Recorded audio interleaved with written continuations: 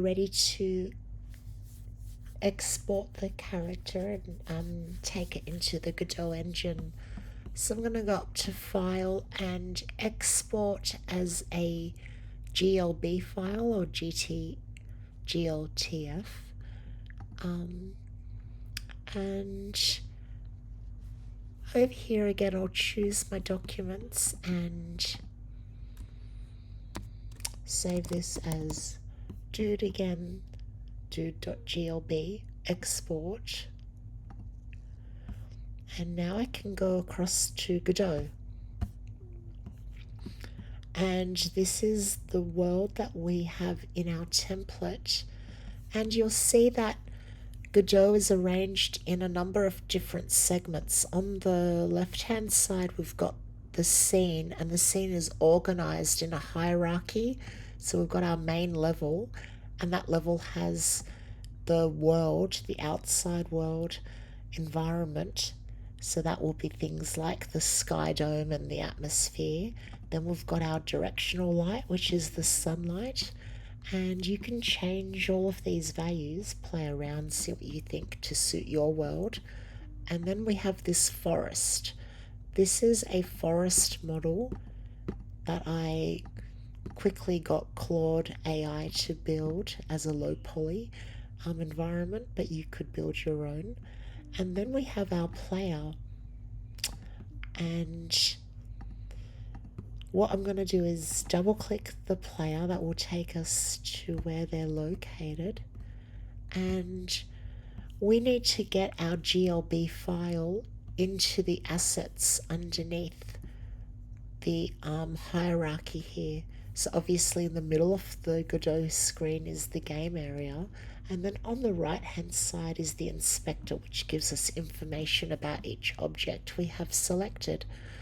So I will go to my Finder, or you might on Windows, you might want to go to a window and drag in your version of the GLB file. So I will grab my Finder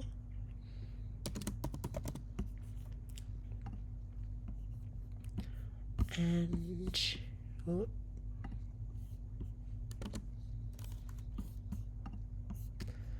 go to my documents and grab the GLB file. I'll drag this into my assets. And here it is here, complete with the texture. And so what we need to do is we need to replace the current player with the new model that we've just imported. So I'm going to double click on my player, and that should bring up the player window over here. And you'll see on the side the player has its own hierarchy. So the first thing that you can see under the player hierarchy is the collision shape. So this is a pseudo shape or a volume that the game engine uses to approximate where your character is. You'll notice that there's not much to the collision shape, and that's to keep calculations down. If the game engine had to collide with every point of the model, you'd really slow the system down. So usually in game engines, there is an approximate volume that contains where the player is. Now the problem with doing this is often your hit won't be accurate, and so what a lot of games will do is have more of these cylinders or capsules around the different limbs, especially in something like a fighting game where you want absolute accuracy of the limbs hitting the other character. But we won't worry about this for this assessment. Underneath the collision shape, you'll see that we have the mesh, and that's the 3D model that we want to replace.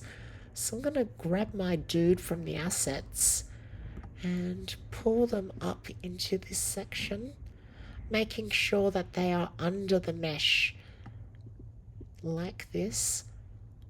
Okay, so I might even click and drag them onto where it says mesh so that they are sitting in the same location.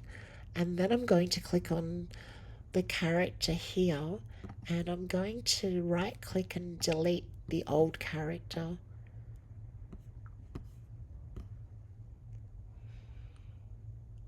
And it looks like I didn't drag the right one in, so I'll just do that again.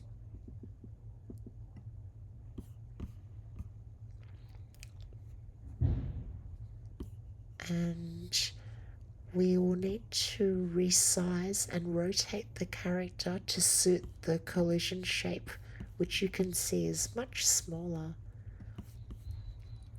So I will rotate the character.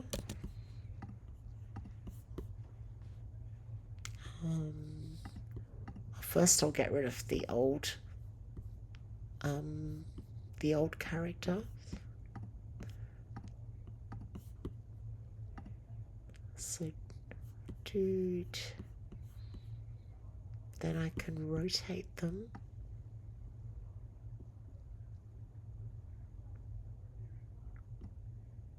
And then I'll shrink them down.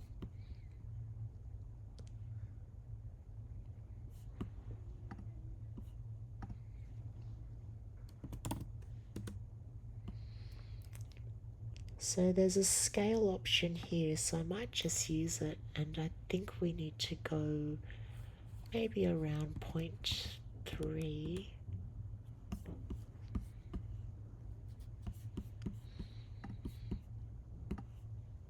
And make sure we lift up the characters so that they're not below the red line, otherwise when they walk they'll be walking in the ground. So that looks good. Just for consistency, I'm going to right click and rename the dude there to the original character.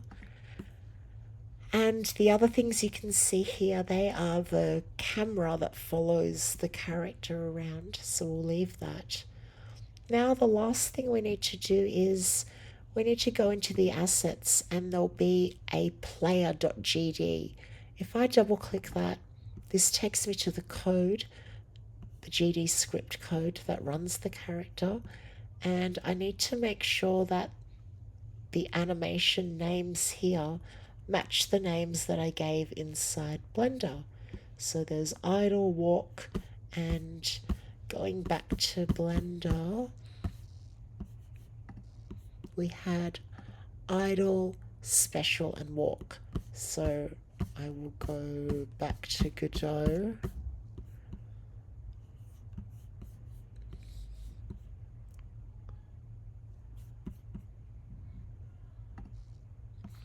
And I will name the punch special. And that should be enough to get it to work. So if I'll save this, so save the player, click on main, save the main.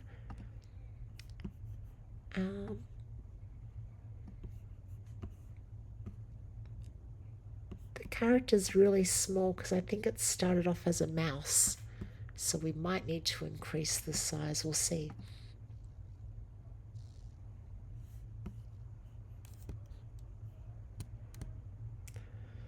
So I need to rotate my character because he keeps facing the wrong way.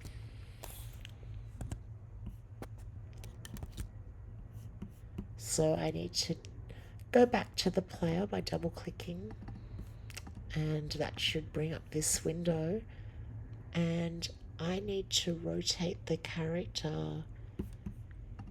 I might make that 0, and let's test it now.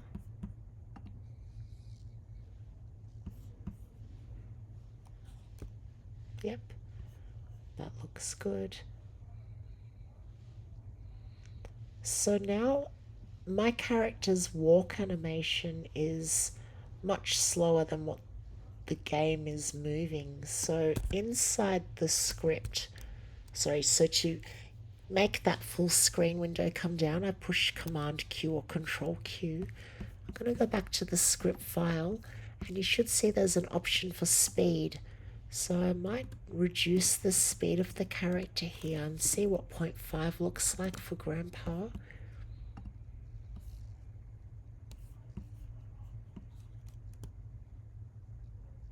That feels better.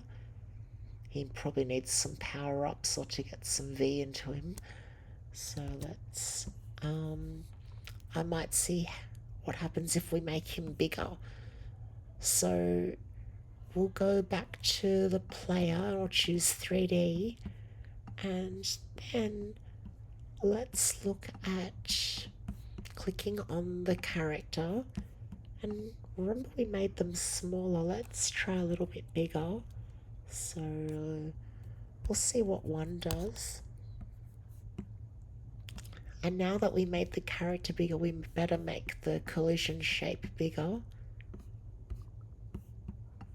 So that's that capsule. I'm just going to move the player up. So the character.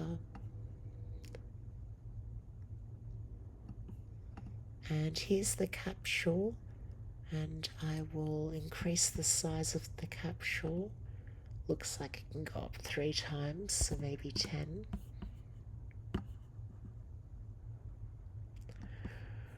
And we'll save this, Control or Command S, and play. And now we have Giant Grandpa, which is a little bit ridiculous. But anyway, you get the general gist. We'll see that Grandpa here is floating, so we can change those options by moving the character down below the mesh, so below the collision shape. So there's the character. If we move them down like this,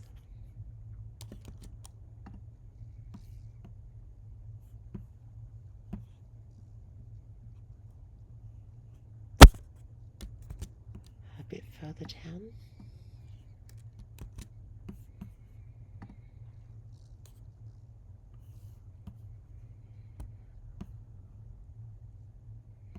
Now we've got butt cam. So we'd need to make the camera go further away. So remember we had the camera here. This is the camera pivot. And we see we've got the spring length. So here let's make the camera go further away. I'll try 50 meters.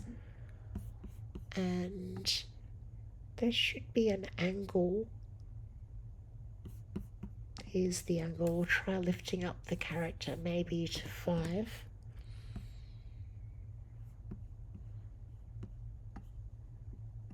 And let's see how this looks now.